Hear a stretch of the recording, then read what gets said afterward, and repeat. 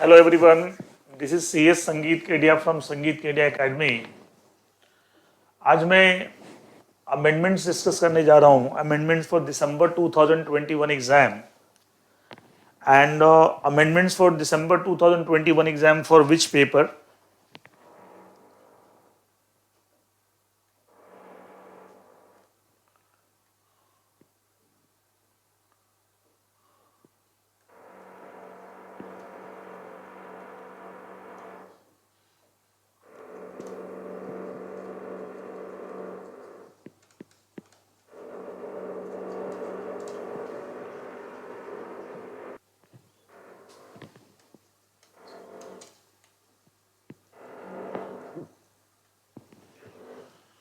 Now for which papers?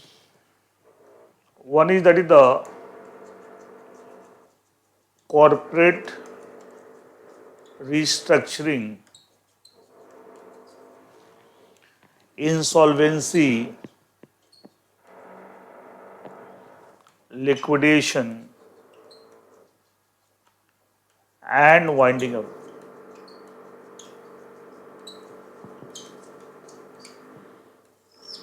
ये professional program का new syllabus का पेपर है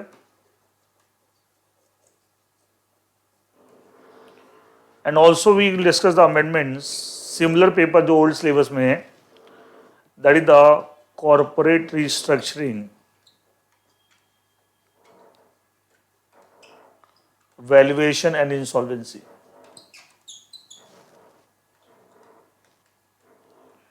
सिमिलर पेपर एक ओल्ड सिलेबस का professional programme, old syllabus.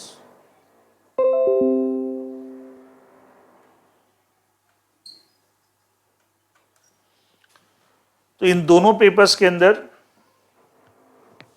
Corporate restructuring, insolvency, liquidation and winding up जो new syllabus professional program का paper है, and similarly corporate restructuring, valuation, insolvency जो कि old syllabus professional programme paper है। दोनों एक ओल्ड सिलेबस का एक न्यू सिलेबस का, दोनों के अंदर अमेंडमेंट सेम है एंड दैट्स व्हाई हम इकट्ठा डिस्कस कर रहे हैं। दोनों के अंदर अमेंडमेंट सेम है, एक ओल्ड सिलेबस का पेपर और एक न्यू सिलेबस का पेपर, तो शॉर्ट में लोग CR पेपर बोलते हैं, कॉर्पोरेट रिस्ट्रक्चरिंग पेपर।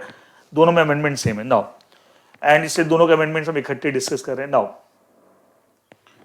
जो अमेंडमेंट्स हम डिस्कस कर रहे हैं for December 2021 exam for both this papers, both short में बोल सकते हैं CRILW न्यू सिलेबस का, corporate restructuring, insolvency, liquidation, winding up, and old syllabus का CRVI, corporate restructuring, valuation, insolvency. ये एक्चुअली किस पीरियड के अमेंडमेंट हम डिस्कस करेंगे? Amendments of the period 1 January 2021 to 30 June 2021। 1 जनवरी 2021 से लेके 30 जून 2021, इस पीरियड में जो अमेंडमेंट्स आए हैं, that is a 6 months period. इस पीरियड में जो अमेंडमेंट्स आए हैं 1 जनवरी 2021 से लेके 30 जून 2021, इस पीरियड में जो अमेंडमेंट्स आए हैं, आपको in relating to both this papers and CR paper, old syllabus as well new syllabus, that I am going to cover in this today's class, and वो मैं कवर करूंगा। अच्छा, एक और बात, जो बच्चे के पास जो बुक है या लेक्चर्स हैं, अगर 1 जनवरी 2021 से पहले के अपडेटेड नहीं, मतलब अप टू 31 दिसंबर, अगर अप टू 31 दिसंबर 2020 तक अगर आप ऑलरेडी अपडेटेड नहीं है, क्योंकि मैं तो उसके बाद के अमेंडमेंट करा रहा हूं, 1 जनवरी 2021 ऑनवर्ड्स, 31 दिसंबर 2000 तक अगर आप ऑलरेडी अपडेटेड नहीं है, तो you can take the help of our website www.sangeetkediacademy.com। हमारी वेबसाइट पे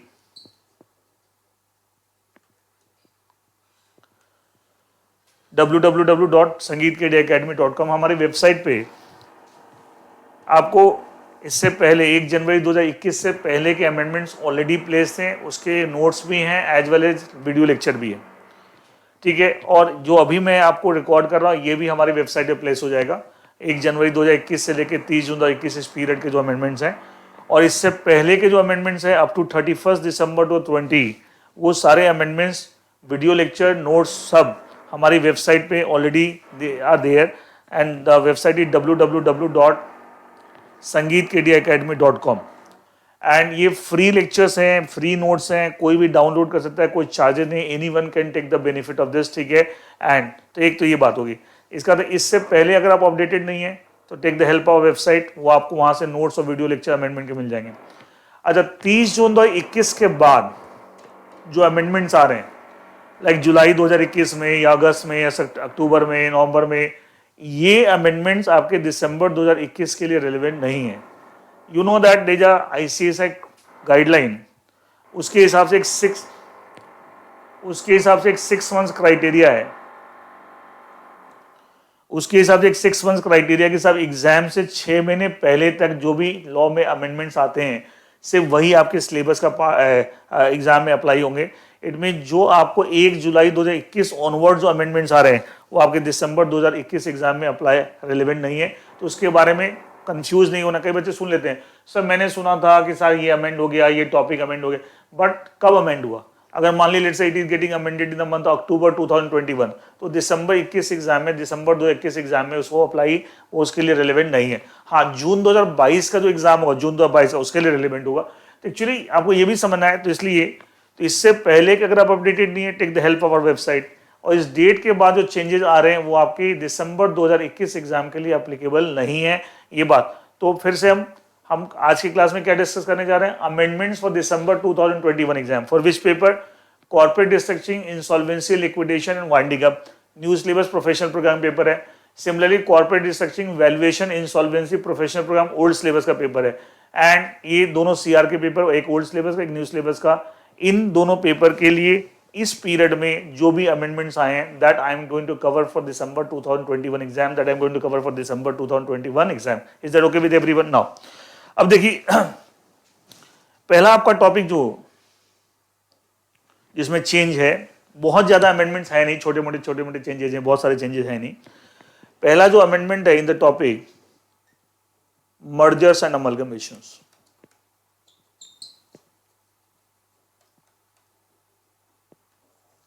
mergers and amalgamation, mergers and amalgamation जो चैप्टर है, इस चैप्टर के अंदर पहला जो अमेंडमेंट है that is pertaining to section 332। Section 232 जो एक बड़ा लंबा सेक्शन है, उसमें आपको सबसेक्शन 8 में एक पेनल्टी दे रखी थी। सेक्शन 232 का सबसेक्शन 8, वो पूरा सबसेक्शन 8 चेंज हो गया है।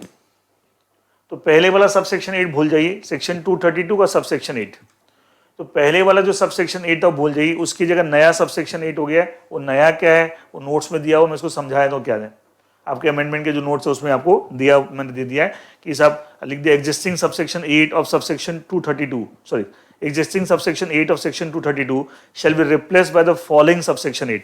तो ये नया subsection 8 क्या देखिए, it say that if a company fails to comply with subsection 5, मतलब section 232 का subsection 5 अगर कंपनी comply नहीं करती, then the company and every officer of the company who is in default shall be liable to a penalty of rupees 20,000, and where the default failure is a continuing one with a further penalty of rupees 1,000 for every day so long as the default continues subject to a maximum rupees 3 lakhs। इसका मतलब क्या देखिए, अगर एक company subsection 5 के provisions का compliance नहीं करती, उसकी it fails to comply with the provision subsection 5, subsection 5 और सेम सेक्शन सेक्शन 232। आज सबसेक्शन 5 में क्या दे रखा है कि साहब NCLT ने जो आपको ऑर्डर पास किया approving the scheme of merger amalgamation, तो हर कंपनी जिसके रेस्पेक्ट में ऑर्डर पास हुआ उसको NCLT के ऑर्डर की कॉपी के रजिस्ट्रेशन कराने पे दार उसे। Subsection 5 of section 232 provides that every company in relation to which the NCLT has approved passed the order, thereby approving the scheme of amalgamation, merger, all that, they have to file a copy of the same, that order of the NCLT order with the ROC के registration कराने with the ROC।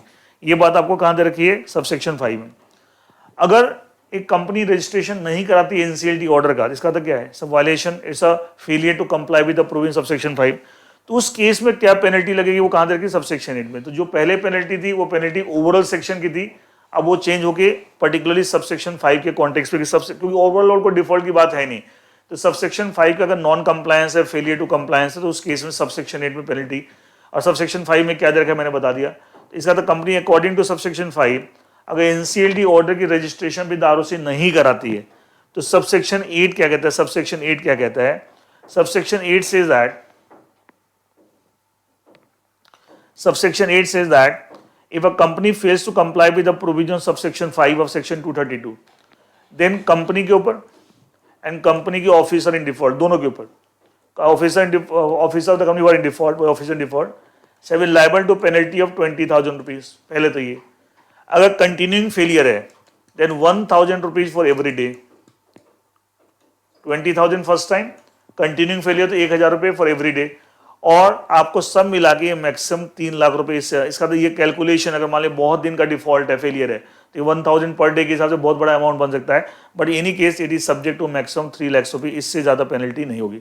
तो subsection 8 में जो penalty overall section 232 की दे रखी थी कि overall section 232 का वायलेशन ऑल दैट, उसी जगह सबसेक्शन 8 में अब ये आ गया है कि अगर सबसेक्शन 5 में जो रिक्वायरमेंट है कि एनसीएलटी के ऑर्डर की कॉपी की रजिस्ट्रेशन कराने with ROC by the company, अगर एक कंपनी नहीं कराती तो उस कंपनी पर पेनल्टी लगेगी एज पर सबसेक्शन 8। क्या पेनल्टी है, कंपनी के ऊपर, कंपनी के ऑफिसर डिफॉल्ट पे क्या पेनल्टी है, 20,000 रुपीज फर्स्ट टाइम, अगर कंटिन्यूइंग फेलियर है तो 1,000 rupees for every day so long as the failure continues, and subject to overall 3 lakh रुपए, इससे ज्यादा नई पेनल्टी हो सकती है, and that is new subsection 8 in section 232।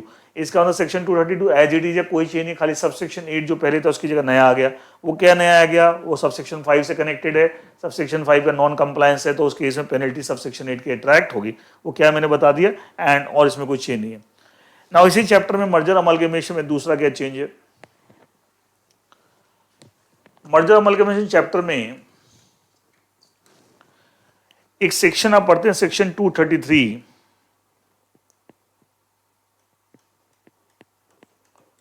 Merger and amalgamation of certain companies.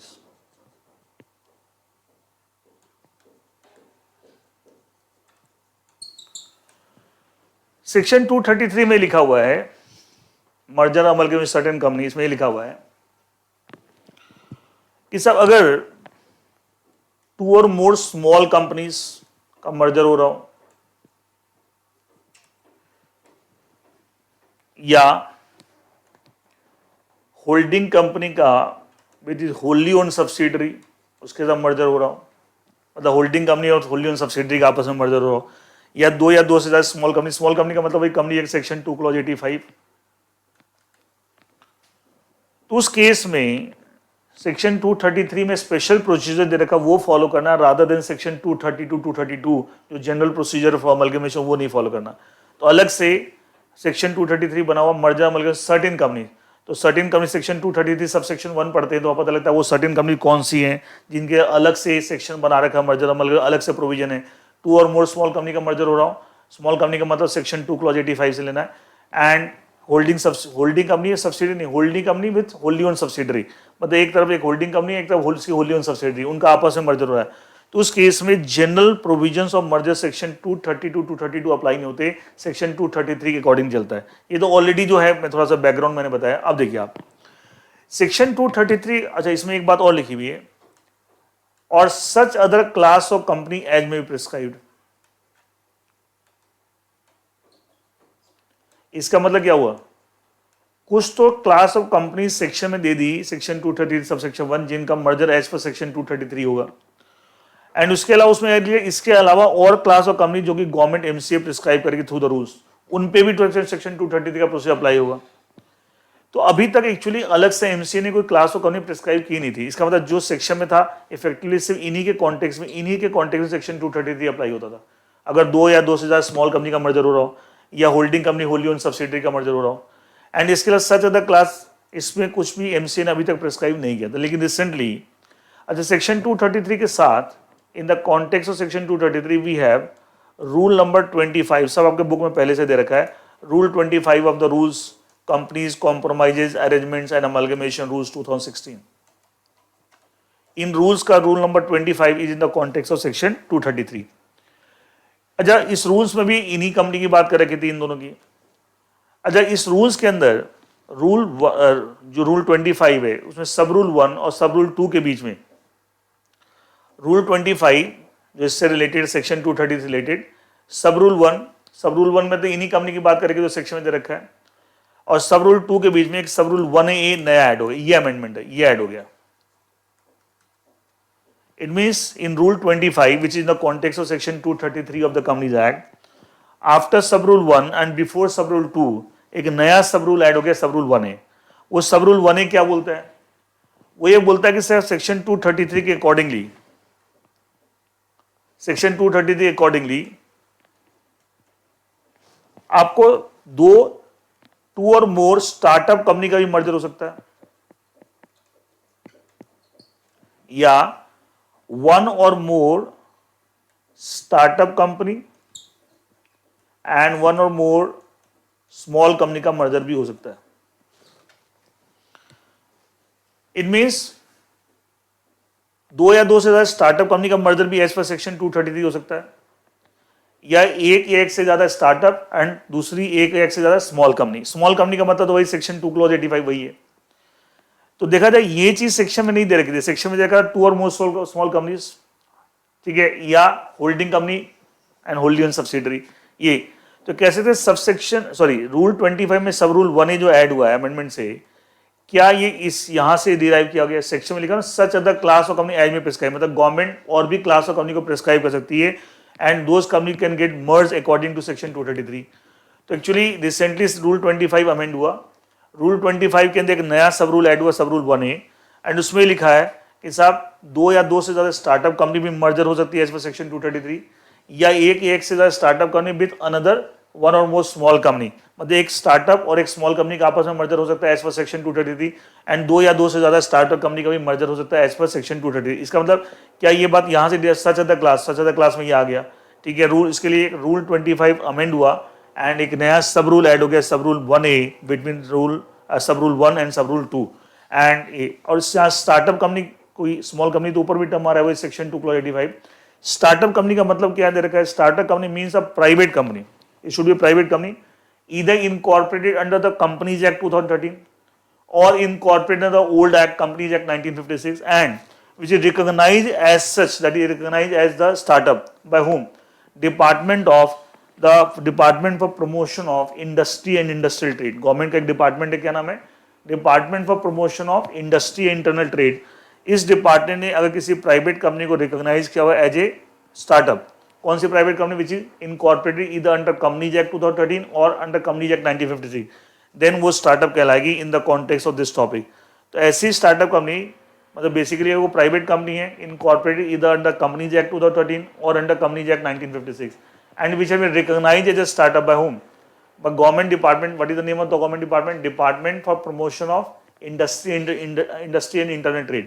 अगर उस डिपार्टमेंट ने किसी प्राइवेट कंपनी को रिकॉग्नाइज किया हुआ है कि साहब ये स्टार्टअप है, तो वैसी स्टार्टअप दो या दो से ज़्यादा आपको मर्ज हो सकती है एज पर सेक्शन 233, या वैसी स्टार्टअप किसी स्मॉल कंपनी के साथ मर्ज हो सकती है एज पर सेक्शन 233. इसका मतलब नेट रिजल्ट ये निकला कि सेक्शन 233 के हिसाब से सेक्शन और रूल्स मिला के देखें जो गवर्नमेंट ने प्रिस्क्राइब कर दिया है, दो या दो से ज्यादा स्मॉल कंपनी का मर्जर एज पर सेक्शन 233 हो सकता है, होल्डिंग ओन सब्सिडरी का मर्जर एज पर सेक्शन 233 हो सकता है, दो या दो से ज्यादा स्टार्टअप का आपस में मर्जर हो सकता है एज पर सेक्शन 233. स्टार्टअप का मतलब क्या मैंने बताया, और एक या एक से ज्यादा स्टार्टअप विद अनदर वन और मोर स्मॉल कंपनी, इनका भी मर्जर हो सकता है एज पर सेक्शन 233.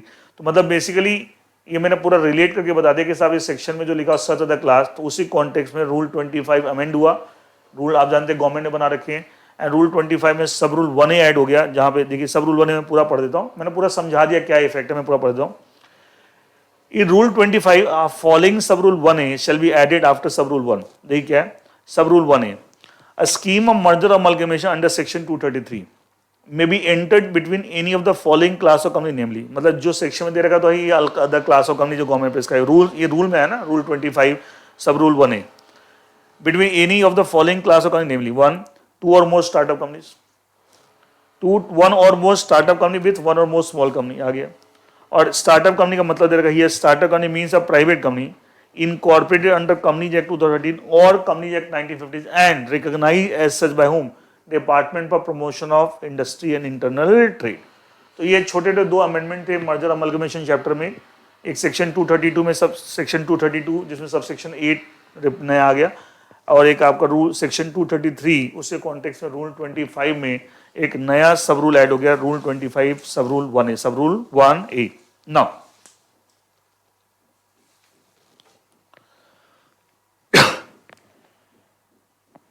आगे देखिए, we have some amendments in the topic takeovers.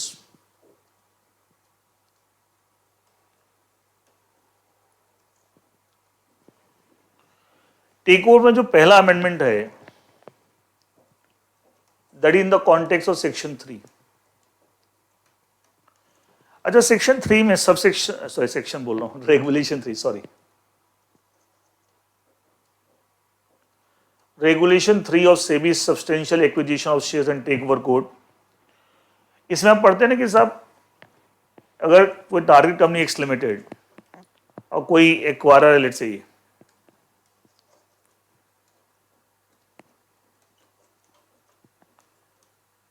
और इस कंपनी में जितने शेयर पहले से अगर होल्ड कर रहा है, रेगुलेशन 3(1) अगर कर रहा है वो, प्लस जो एक्वायर करने जा रहा है, दोनों मिला के अगर it is reaching to the level of 25% और मोर, या रेगुलेशन 3(2) में पढ़ते हैं कि ऑलरेडी उसका 25% या उससे ज्यादा है, एंड फर्दर ये acquiring more than 5% in 1 financial year, तो ओपन ऑफर ट्रिगर हो जाएगा। तो 3(1) में पढ़ते हैं कि अगर 25% के लेवल पर रीच कर रहे हैं तो ओपन ऑफर ट्रिगर हो जाएगा।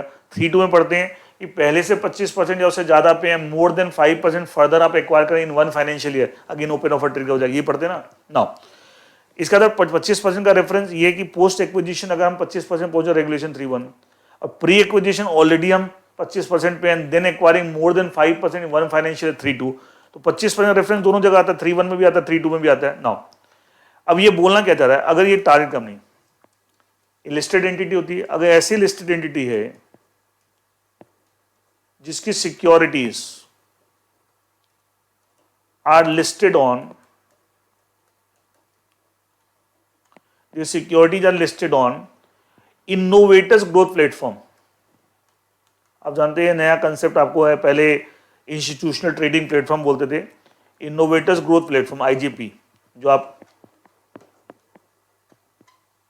सेबी ICDR रेगुलेशन वगैरह में सब LODR सब जगह इसका रेफरेंस आता है। अगर ये टारगेट कंपनी ऐसी लिस्टेड एंटिटी है जिसकी सिक्योरिटी कहां लिस्टेड है, ऑन इनोवेटर्स ग्रोथ प्लेटफॉर्म, तो उस केस में जहां जहां 25% लिखा हुआ है, 25% की जगह 49% हो जाएगा, दोनों जगह, रेगुलेशन 3(1) में भी, रेगुलेशन 3(2) में भी।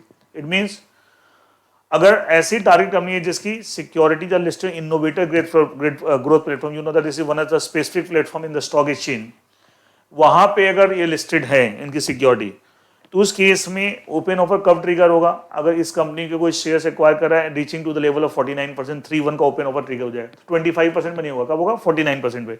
ऐसे आप 49% एंड अबव होल्ड कर रहे हैं and then acquiring more than 5% in 1 financial year, then 3(2) का ओपन ऑफर ट्रिगर होगा। इट मीन जहां जहां 25% है उससे 49% हो जाएगा। किस कॉन्टेक्स्ट में, अगर ये टारगेट कंपनी ऐसे लिस्टेड एंटिटी है जिसकी security listed on the innovator growth platform. तो एक चीज ध्यान रखना, रेगुलेशन 3 में ऐसा कोई चेंज नहीं है of SEBI take over code, SEBI substantial acquisition of shares and take over code, ठीक है। आपको खाली एक पर्टिकुलर कॉन्टेक्स्ट में टारगेट कंपनी ऐसी है जिसकी सिक्योरिटी कहां लिस्टेड है, ऑन इनोवेटर ग्रोथ प्लेटफॉर्म, तो उस कॉन्टेक्स्ट में 25% की जगह 49% हो जाएगा।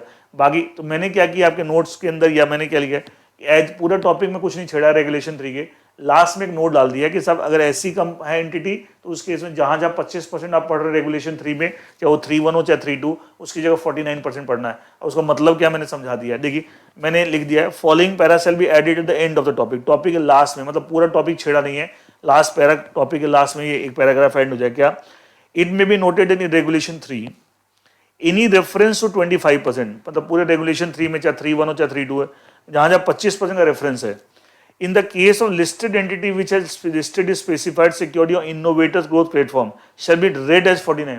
मतलब ऐसी एंटिटी जिसकी सिक्योरिटी कहां लिस्टेड है, और इनोवेटर ग्रोथ प्लेटफॉर्म, उसके कॉन्टेक्स्ट में 25% जहां जहां रेगुलेशन 3 में लिखा हुआ है वो 49% पढ़ा जाएगा। मतलब बेसिकली उन कॉन्टेक्स्ट में 25% की जगह 49% पे ओपन ऑफर ट्रिगर होगा रेगुलेशन 3(1) में, और 3(2) में 49 एंड अबव ऑलरेडी होल्ड कर रहे हैं and then acquiring more than 5% in 1 financial year, तब आपको ओपन ऑफर ट्रिगर होगा। एंड जैसे ये चेंज आपको रेगुलेशन 3 में, सिमिलर अमेंडमेंट रेगुलेशन 6 में भी है। अब सेबी टेक और कोड।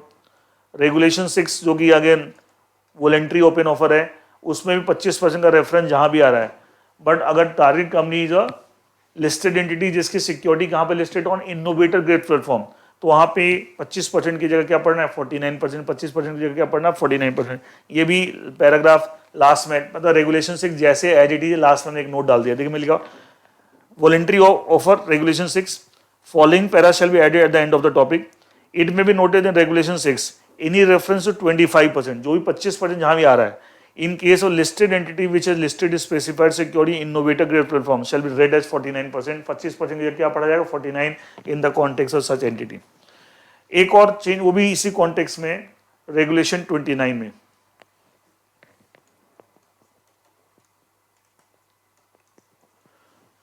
रेगुलेशन 29 में आप जाते हैं disclosure requirement, disclosure of acquisition disposal, shares आप एक्वायर कर रहे हैं डिस्पोज कर उसका डिस्क्लोजर करना है।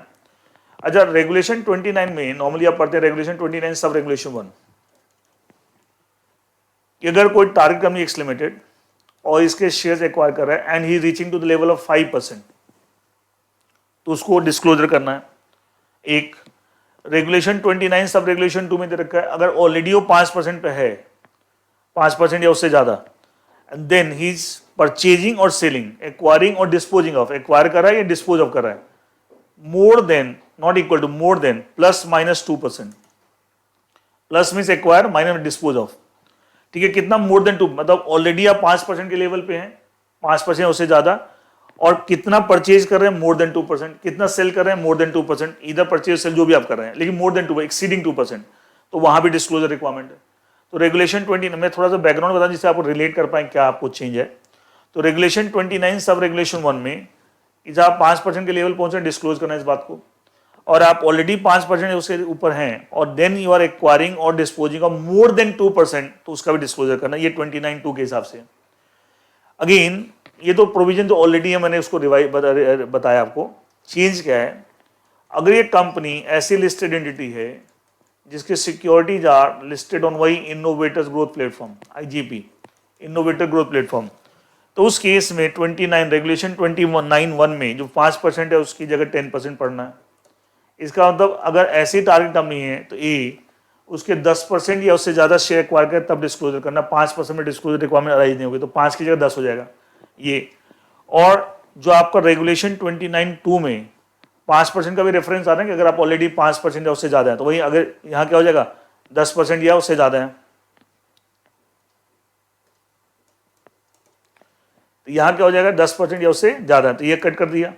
इसकी जगह अगर 10% या उससे ज्यादा है देन परचेजिंग और डिस्पोजिंग ऑफ हाउ मच, यहां 2% है ना, मोर देन 2%, तो अब मोर देन 5%, मोर देन प्लस माइनस 5%, वही सेम परचेज कर रहे हैं 5% से ज्यादा, सेल कर रहे हैं 5% ज्यादा, तो आपको डिस्क्लोजर रिक्वायरमेंट। इसका मतलब क्या हुआ 29(1) में 5% की जगह 10% पढ़ना इन the context of listed entity जिसकी सिक्योरिटी IGP पे इनोवेटर्स ग्रोथ प्लेटफॉर्म पे लिस्टेड है। और रेगुलेशन 29(2) में जो 5% दे रखा है उसकी जगह 10% पढ़ना, वो तो सेम ही चीज हो गई, ऑलरेडी आप 5% की जगह 10% के लेवल पे हैं। And then how much you are acquiring, acquirer कितना परचेज कर रहा है या डिस्पोज ऑफ कर रहा है, मोर देन 5%, तो मोर देन 2% की जगह क्या हो गया मोर देन 5%। इट मीन जहां जहां 5% है वहां 10 हो जाएगा, देखो यहाँ भी 5 की जगह 10% हो गया, यहाँ भी 5 की 10 हो गया, और जहां जहां 2% है मोर देन 2%, मोर तो यहाँ भी है, मोर वर्ड तो सेम ही रहेगा, जहां जहां 2% उसकी जगह 5% हो जाएगा। किस कॉन्टेक्स्ट में, अगर वो लिस्टेड एंटिटी ऐसी है जिसकी सिक्योरिटी कहां पे लिस्टेड हो on innovators growth platform. Is that okay, मैं वो पढ़ देता हूं। इसमें अगेन रेगुलेशन 29 जो है आपको एज इट इज लास्ट में हमने एक पैराग्राफ ऐड कर दिया। देखिए इट में be noted that in regulation 29 in case of listed entity which are listed is specified security on innovators growth platform, any reference to 5%, जहां भी 5 में रेफरेंस है, यहां भी है और यहां भी है, shall be read as 10%, ठीक है, and any reference to 2%, ये है आपका shall be read as 5%, मतलब मोर देन 5% 2% है तो मोर देन क्या हो जाएगा 5%, क्या हो जाएगा मोर देन, मोर तो रही है वर्ड, खाली 2 की जगह क्या हो जाएगा 5 हो जाएगा, तो ये चेंज है। इसका तब टेक ओवर कोड के अंदर जो भी चेंजेस मैंने बताया रेगुलेशन 3 में, रेगुलेशन 6 में, रेगुलेशन 29 में, उस सारे के सारे amendments are only in only when particular case कि अगर टारगेट कंपनी या लिस्टेड एंटिटी जिसकी सिक्योरिटी कहाँ पे listed on innovators growth platform, उस केस में थोड़े से परसेंटेज अगर चेंज हो, जहाँ trigger points for open offer, trigger point for disclosure वो आपके चेंज हो गए, एंड कब, अगर टारगेट कंपनी जो लिस्टेड एंटिटी जिसकी आपको सिक्योरिटी कहाँ पे लिस्टेड है, ऑन इनोवेटर्स ग्रोथ प्लेटफॉर्म। बाकी ओवरऑल ना रेगुलेशन 3 में कोई चेंज है, ना रेगुलेशन 6 में कोई चेंज है, ना रेगुलेशन 29 में, खाली पर्टिकुलर कॉन्टेक्स्ट में trigger points for open offer, trigger point for disclosure वो चेंज हो गए, ठीक है। कौन से पर्टिकुलर केस में, अगर टारगेट कंपनी जो listed entity whose securities are listed on the innovators growth platform। तो ये छोटे छोटे चेंजेस थे in the topic take over. Now move on to the next topic जहां पे चेंजेस हैं। एक टॉपिक आप पढ़ते हैं वाइंडिंग अप।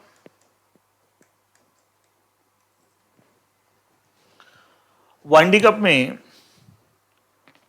आपका एक वाइंडिंग अप चैप्टर के अंदर एक टॉपिक आता है आपका dissolution of the company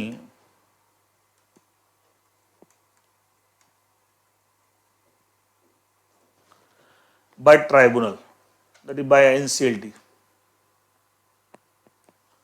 section 302। इस चैप्टर के अंदर एक टॉपिक आता है। अब इस टॉपिक के लास्ट में एक सेंटेंस दे रखा है, इस टॉपिक के लास्ट में एक सेंटेंस दे रखा है।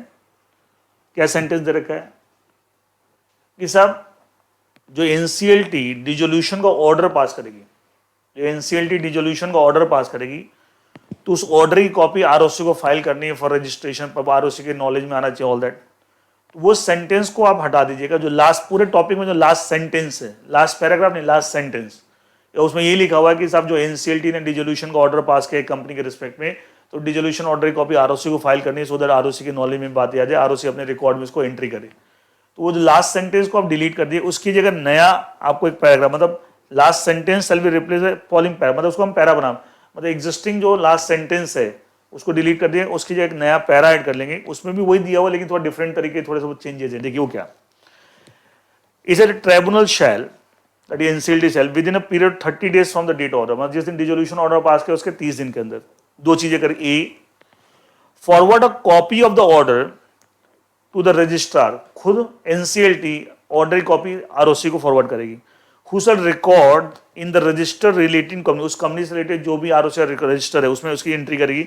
अब मिनट, उस minute of the dissolution of the company, इस बात की नोटिंग करेगी आरओसी अपने रिकॉर्ड में, उस कंपनी के रजिस्टर में, इस अब ये कंपनी का डिसोल्यूशन हो गया। एंड और आपको ट्राइब्यूनल क्या करेगी, विद इन 30 डेज, लेकिन tribunal shall within 30 days from the date of order shall, एक तो खुद आरओसी को फॉरवर्ड करेगी order copy, so that ROC उस कंपनी के रजिस्टर में इस बात की नोटिंग करेगी सब कंपनी का डिसोल्यूशन हो गया है। And tribunal shall also within 30 days from the date of direct the company liquidator, उस कंपनी का जो भी लिक्विडेटर था in the process of winding up, to forward a copy of the dissolution order to the registrar, and again registrar who shall record in the register of the company regarding this fact that company has been dissolved. इसका मतलब क्या हुआ, पहले क्या होता था, एक ही जगह से आरओसी को इंटीमेशन मिल रही थी रिगार्डिंग द डिसोल्यूशन कंपनी, अब दो जगह से मिल रही है।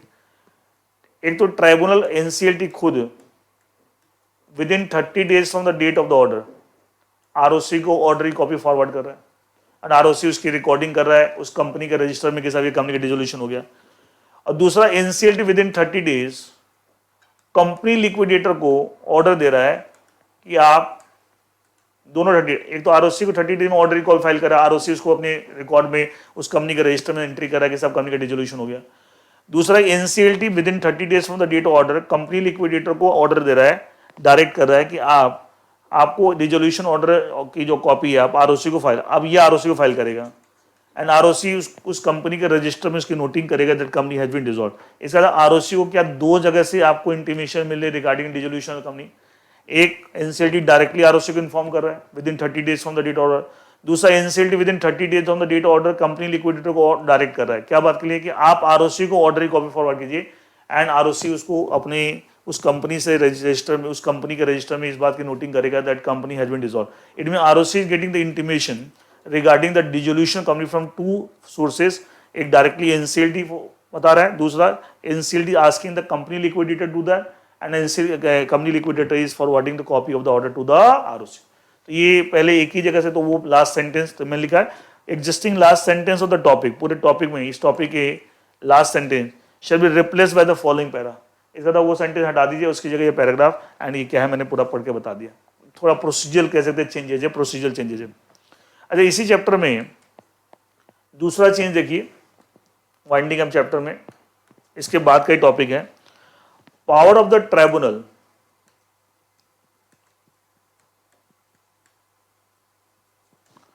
To declare dissolution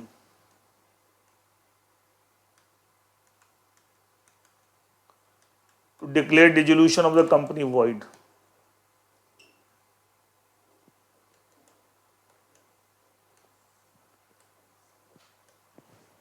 Power of the tribunal that is NCL to declare the dissolution of the company void. Section 356. यहाँ पढ़ते हैं कि अगर NCLT ने किसी कंपनी का डिसोल्यूशन ऑर्डर पास कर दिया, बाद में अगर कुछ सर्टेन फैक्ट्स सामने आते हैं एनसीएलटी के सामने, तो एनसीएलटी चाहे तो पहले के डिसोल्यूशन ऑर्डर को वॉइड डिक्लेयर कर सकता है, मतलब कंपनी दोबारा से रिवाइव हो सकती है एज पर सेक्शन 356। पढ़ते हो ना? तो दोनों साथ साथ टॉपिक है जो अभी पहले बताया और ये से उसके बाद ये। इसमें भी जो लास्ट सेंटेंस है उसमें ये कि साहब जो एनसीएलटी ऑर्डर पास करेगी, साहब डिसोल्यूशन वॉइड हो गया एंड कंपनी रिवाइव हो गई, उसके ऑर्डर की कॉपी आरओसी को फाइल करनी है। तो उसके अंदर भी चेंज, वो सेंटेंस डिलीट कर दीजिएगा, उसकी जगह नया एक पैराग्राफ, उसमें भी पहले एक सोर्स से आरओसी को इन्फॉर्मेशन अब 2 सोर्स से जाएगी, ये फर्क आ गया। तो वहां भी इस टॉपिक में भी जो लास्ट सेंटेंस है regarding intimation of the order of the NCLT, copy of the order of the NCLT to the ROC, वो सेंटेंस डिलीट कर दे, उसकी जगह एक नया पैराग्राफ, वो देखिए क्या पैराग्राफ है। The tribunal shall, NCLT cell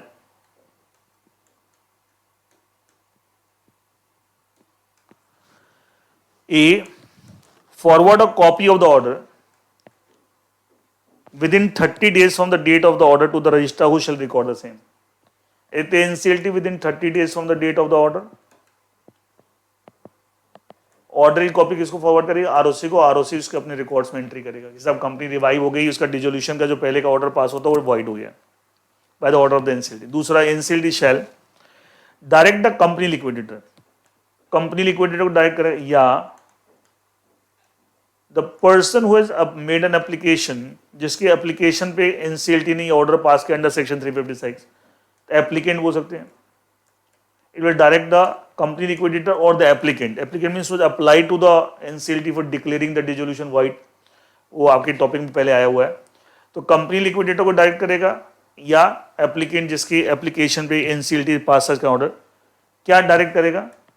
to file a certified copy of the order of the NCLT. NCLT के जो ऑर्डर पास हुआ under section 356, certified copy of the order of the NCLT, ये आपको file करना है with the ROC. कितने दिन में? Within 30 days from the date of the order और within such for the time as may be allowed by the NCLT. 30 days और such other time as may allowed by the NCLT. किसको file करना? ROC को। And ROC will record the same, उसकी noting करेगा अपने record में कि साहब ये कंपनी का रिवाइवल हो गया, डिसोल्यूशन ऑर्डर वॉइड हो गया, ठीक है, bye the order of the NCLT. It में एक तो एनसीएलटी यहाँ भी देखिए इस बात की जानकारी कि साहब एक पर्टिकुलर कंपनी का जो पहले डिसोल्यूशन ऑर्डर पास हुआ था उसको एनसीएलटी ने वॉइड डिक्लेयर कर दिया एज पर सेक्शन 356। उस बात की जानकारी आरओसी को 2 सोर्स से आ रही है। एक तो एनसीएलटी खुद ही within 30 days from the date order, order की कॉपी किसको फॉरवर्ड कर रहा है? आरओसी को। आरओसी उसको अपने रिकॉर्ड में नोट कर रहा है। दूसरा, NCLT is asking the company liquidator और someone who has made an application to declare dissolution void, आप एनसीएलटी के ऑर्डर की copy, certified copy of the order NCLT आप आरओसी फाइल कितने दिन फाइल कीजिए? Within 30 days from the date order और within such further time as may be allowed by the NCLT, and then ROC will record the same and of this fact that company का revival हो गया, company का dissolution void हो गया। तो इसका मतलब अगेन 2 सोर्सेज से आपको आरओसी को जानकारी, एक तो डायरेक्टली एनसीएलटी बता रहा है और दूसरा एनसीएलटी कंपनी लिक्विडेटर या एप्लीकेंट को डायरेक्ट करा कि आप ऐसा करिए। Now that person is doing the same within 30 days और within such for the period as may be allowed by the NCLT. मैं एक बार पूरा पढ़ देता हूँ। इस टॉपिक में सेक्शन 356 में लास्ट सेंटेंस, उसकी जगह para, existing last sentence of the topic shall be replaced by the following para.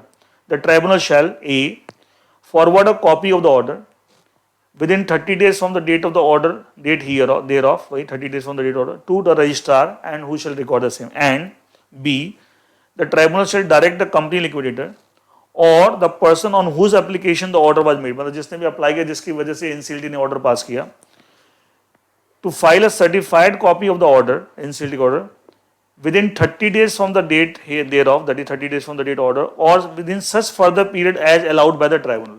It can be 30 days or such further period as may be allowed by tribunal, किसको file करना, with the registrar who shall record the same, who shall record the same. तो ये last sentence की जगह ये कर लीजिएगा। तो ये दो छोटे छोटे चेंजेस थे, एक सेक्शन 302 में और एक सेक्शन 356 में, दोनों साथ साथ ये टॉपिक हैं इन द चैप्टर वांडिका। तो इसके साथ आपको जो सीआर के पेपर हैं, चाहे ओल्ड सिलेबस का पेपर हो चाहे न्यू सिलेबस का पेपर हो, ठीक है, दोनों में कोई मेजर चेंजेस नहीं है। दो चेंजेस मैंने आपको बताया मर्जर अमलगमेशन में चैप्टर में, सेक्शन 332 सेक्शन 333। टेक ओवर में 3 चेंजेस बताए, वो सारे इन द कॉन्टेक्स्ट, अगर टारगेट कंपनी ऐसी लिस्टेड एंटिटी जिसकी सिक्योरिटी कहाँ listed on the innovators growth platform, generally topic में कोई चेंजेस टेक ओवर में नहीं है। और 2 चेंजेस मैंने वाइंडिंग में बताए, एक सेक्शन 302 में, एक सेक्शन 356 में, दोनों में सिमिलर टाइप के चेंजेस हैं। लास्ट पैराग्राफ में जो एनसीएलटी के ऑर्डर की कॉपी आरओसी को फाइल होती है उस तरीका बदल गया और 2 सोर्सेस अब आरओसी को इस बात की इंफॉर्मेशन मिल रही। So that is all about the changes in both the CR paper, old syllabus as well new syllabus paper, and for December 2021 exam, December 2020 December 2021 exam, इसके अलावा और कोई changes नहीं हैं। and for December 2021 exam in CR paper both old syllabus as well as the new syllabus, and आपको और परेशान होने की जरूरत नहीं, मैंने जो भी थे छोटे मोटे चेंजेस जो भी थे मैंने आपको सब बता दिए, ठीक है। And wish you all the best for exams, बहुत अच्छे से आप एग्जाम में परफॉर्म करें and you all come out with flying colours. And thank you everyone. And आप आई होप ये वीडियो और आपके इसके नोट्स आपको हेल्प करेंगे। तो ये वीडियो और आपके इसके नोट्स ये आपके दोनों हमारी वेबसाइट sangeetkedia.academy.com से आपको मिल जाएंगे। गूगल उस पर यूट्यूब पे भी हम डालते हैं, हमारी वेबसाइट पे आपको मिल जाएंगे, ठीक है। वहाँ से आप इसका अमेंडमेंट्स के लिए अपने आप को इसकी हेल्प ले सकते हैं, ठीक है। Thank you.